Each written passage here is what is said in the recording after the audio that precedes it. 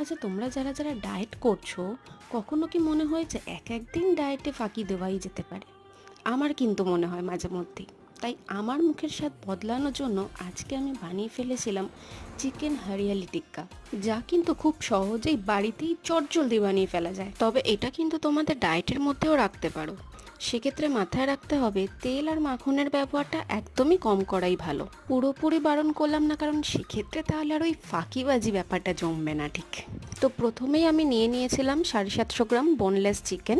ম্যারিনেশনের জন্য নিয়েছিলাম গোটা গরম মশলা, গোটা জিরে, ধনে গুঁড়ো, চিনি, নুন, লেবুর রস, কিছুটা কাঁচা লঙ্কা, ধনে পাতার একটা আঁটি, কিছুটা পুদিনা পাতা, রসুন, এক টুকরো আদা আর ফ্যাটানো দই। এগুলো দিয়ে সুন্দর একটা পেস্ট বানিয়ে ফেলতে হবে।